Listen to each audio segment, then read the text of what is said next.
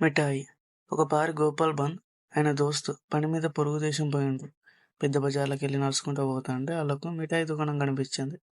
మిఠాయిని చూడంగానే నోట్లో నీళ్లూరినాయి. జేబులో చూస్తే పైసలు తక్కువున్నాయి. ఎట్లయినా మిఠాయి తినాలని అనుకున్నారు ఇద్దరు. గంతట్లనే గోపాల్కు ఒక మొద్దు వచ్చింది. దోస్తు చెవిలో ఏదో చెప్పుతుండు. ఇద్దరు కలిసి దుకాణంకు పోగానే ఇలా టిక్కు టాక్కు చూసి ఎవరో పెద్దోళ్ళు వచ్చిళ్ళు అనుకున్నారు. దుకాణం ఆయన మస్తు మర్యాదలు చేసిండు. ఇద్దరు కడుపు నిండా మిఠాయి తిన్నారు. గంట అయినాక గోపాల్ లేచి ఎంత అయింది అంటా అడిగిండు. 5 రూపాయలు అంటా చెప్పిండు దుకాణం ఆయన. గోపాల్ పైసలు ఇచ్చినట్లే చేసి జేబులో చేయి పెట్టిండు. అద్దొద్దు, పైసలు నేనిత్తా అంటూ దోస్తు కూడా జేబులో చేయి పెట్టిండు.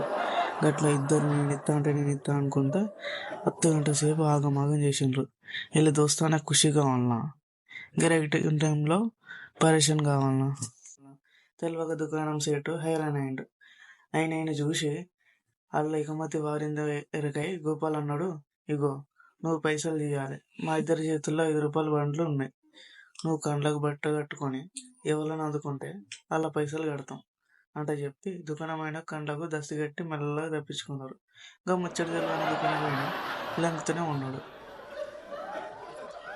మీరు ఇక్కడ వరకు ఉంటున్నారంటే మీకు చాలా నచ్చిందని అనుకుంటున్నాను. చాలా చాలా చాలా థ్యాంక్ యూ. ఈ ఛానల్ పెట్టడానికి గల ముఖ్య కారణం ఏంటిదంటే స్టోరీస్కి చాలా పవర్ ఉంటుంది. అది మెంటల్ గాను